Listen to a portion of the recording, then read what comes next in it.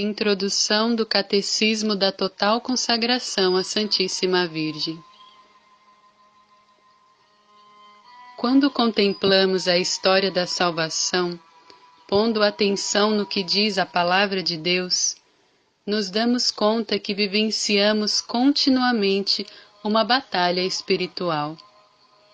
Uma luta renhida e incessante entre as potências do bem e as forças do mal.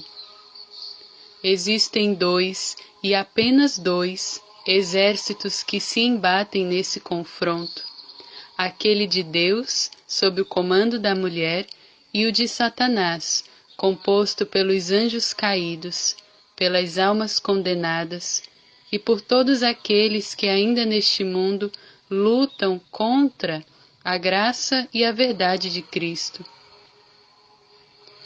Esta é uma guerra sem tréguas e sem possibilidade de acordos, uma vez que o autor desse ódio entre as duas partes foi o próprio Deus.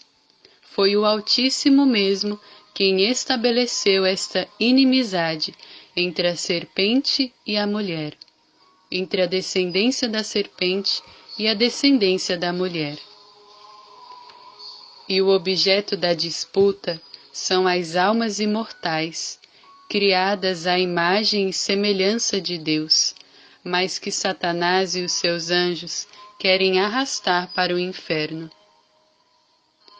É muito significativo que o anúncio desse confronto seja anunciado no primeiro livro da Bíblia, Gênesis 3:15, já no início do gênero humano, e depois reapareça de modo muito expressivo no último livro da Bíblia, Apocalipse 12, do 1 ao 18, que, entre outras coisas, versa sobre realidades que se darão nos últimos tempos e que ainda iremos vivenciar. De Gênesis a Apocalipse, indicando que esta luta perpassa toda a história e envolve as potências do céu e do inferno, bem como neste mundo as descendências da mulher e a da serpente. Ninguém está fora deste conflito, no qual não existe neutralidade, pois ou estamos de um lado ou estamos de outro. Juntamente com o estabelecimento dessa inimizade entre os dois lados, Deus profetizou a derrota da serpente, que teria a sua cabeça esmagada pela mulher e a sua descendência.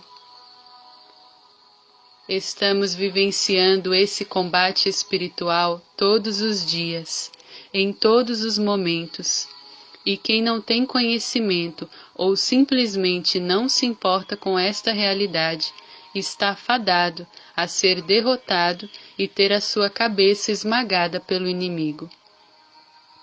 Precisamos ter consciência deste conflito e usar as armas que o próprio Deus nos põe à disposição para vencermos as batalhas do dia a dia e não nos deixarmos seduzir e subjugar pelo inimigo. Na Santa Igreja temos todos os meios de santificação: a Palavra de Deus, os sacramentos, a segurança do magistério, o exemplo luminoso de tantos homens e mulheres que nos precederam na fé e se santificaram. Por que então a maior parte do nosso povo renega seus votos batismais e, ao invés de servir a Cristo e seguir seus ensinamentos, estão servindo ao mundo e ao pecado, colaborando, conscientes ou não, para instaurar no mundo o reino de Satanás? Por que mesmo muitos dos que estão conscientes dessa luta espiritual sucumbem ante as investidas do inimigo? Por que os católicos desconhecem as verdades mais básicas de sua fé e não têm consciência do que é uma Santa Missa, da importância de uma confissão, da necessidade da oração? Por que a indiferença para com Deus e as heresias têm crescido e se generalizado sempre mais?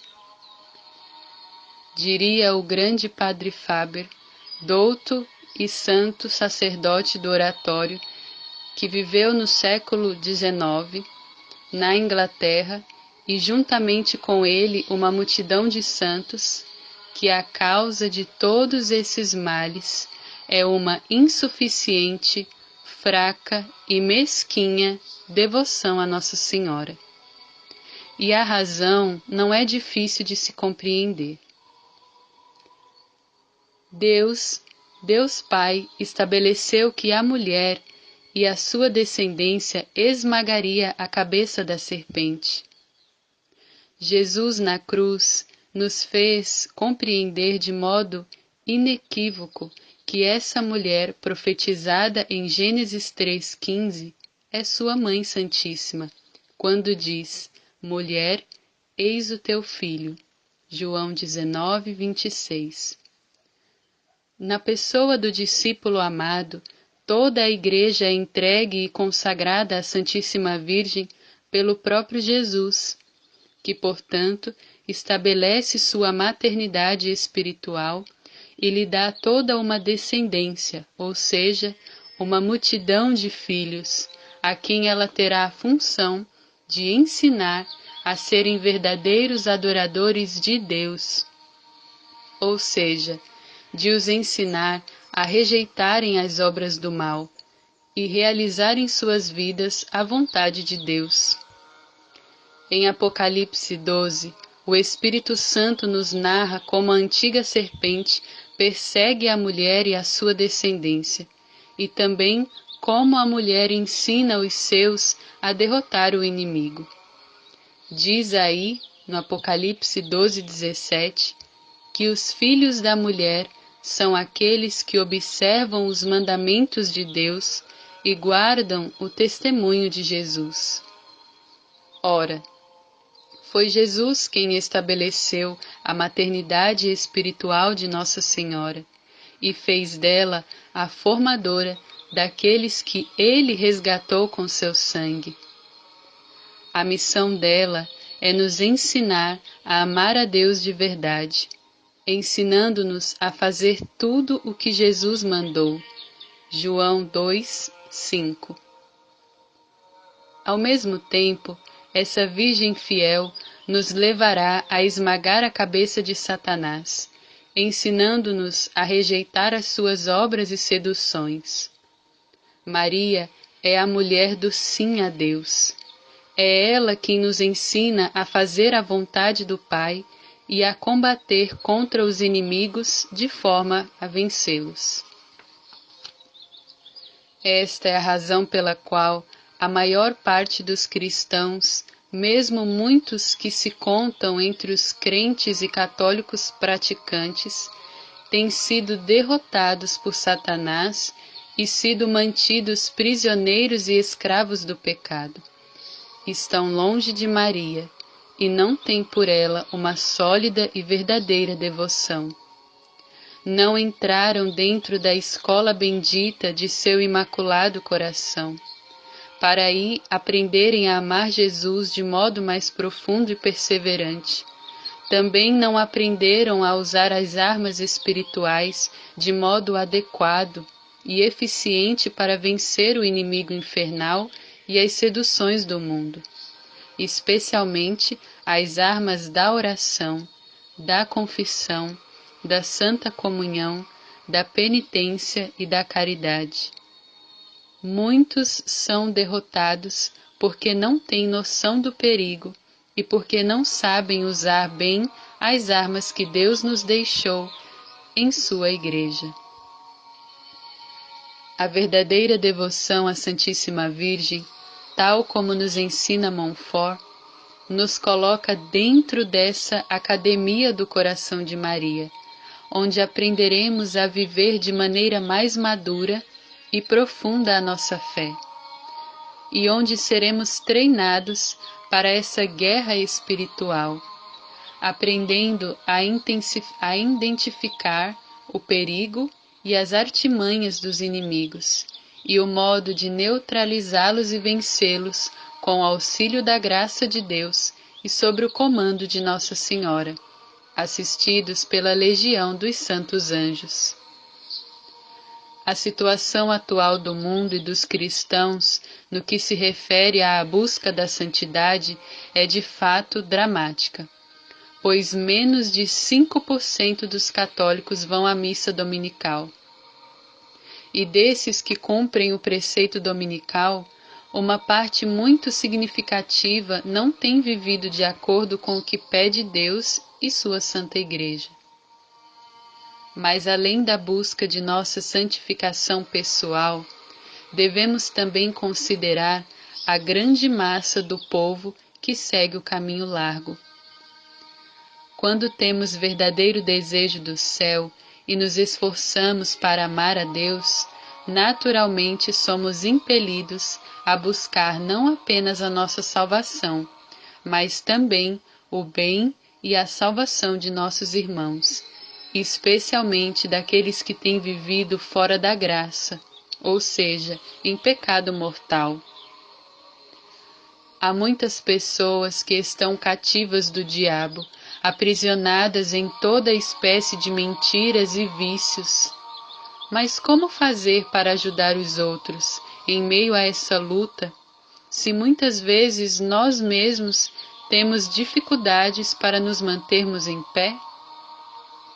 Como buscarmos a santidade e ao mesmo tempo contribuirmos de modo eficaz para a salvação de nossos irmãos?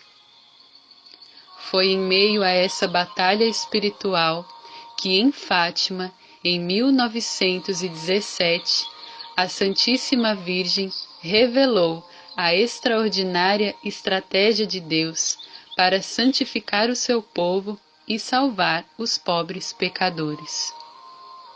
Disse aí Nossa Senhora, após ter mostrado o inferno aos pastorinhos: para salvar as almas dos pobres pecadores, meu Filho quer estabelecer no mundo a devoção ao meu Imaculado Coração. A devoção ao Imaculado Coração, que Jesus quer que se estabeleça no mundo, é traduzida de modo perfeito na total consagração a Nossa Senhora, tal como ensina Montfort no Tratado da Verdadeira Devoção. Mas de que modo a total entrega ao Imaculado Coração de Maria pode ajudar a salvar os pobres pecadores?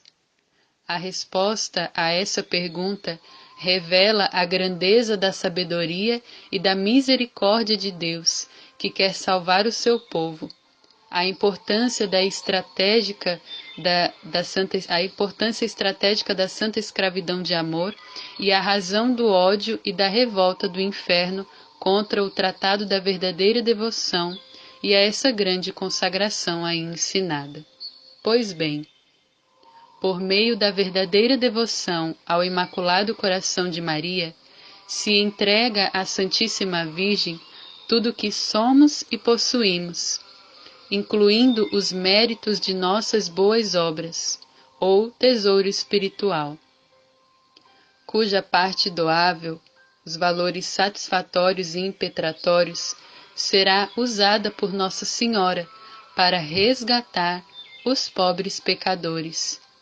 Se não alcançarem a graça da conversão, irão para o inferno. Deste modo, a total consagração ajuda a santificar e salvar não apenas os que a fazem e se esforçam para vivenciá-la, mas, pela entrega dos méritos, contribui também para salvar os pobres pecadores. É muito impressionante a extensão desta tática de Deus, pois por esta total entrega a Jesus por Maria, não apenas cresceremos e perseveraremos na graça, se lutarmos para sermos fiéis, mas também, pela doação dos méritos espirituais, forneceremos à Santíssima Virgem os meios para resgatar muitos irmãos que estão prisioneiros no campo do inimigo, sendo alimentados nos vícios para serem precipitados no inferno. Para cada pessoa que se consagra, dezenas, centenas, milhares, dezenas de milhares ou mais pecadores serão salvos por causa da doação dos seus méritos. Se houvesse consagrados suficientes, nenhuma pessoa mais iria para o inferno, pois por meio da disponibilização desses recursos espirituais, todos poderiam alcançar, ainda antes de morrer, a graça da conversão. Daí se entende por que Jesus quer que se estabeleça no mundo esta total consagração ao Imaculado Coração de Maria. Ele quer salvar o seu povo, remido pelo seu preciosíssimo sangue. Se, portanto, queremos atender ao apelo do coração de Jesus, transmitido por Nossa Senhora em Fátima, e ajudar a santificar e salvar muitas almas, procuremos conhecer bem, vivenciar e difundir por todos os cantos e por todos os meios essa magnífica consagração ensinada pelo Santo de Montfort. A luta espiritual está acontecendo e o combate não para. Façamos todo o possível para levar ao Imaculado Coração de Maria, por meio da total consagração, o maior número de pessoas possível. Não nos acomodemos, ao contrário, combatamos valorosamente, para que esta consagração, que levará ao triunfo do Imaculado Coração de Maria e o reinado de Jesus, seja estabelecida no mundo. Não esperemos, pois no mundo espiritual, tempo vale almas.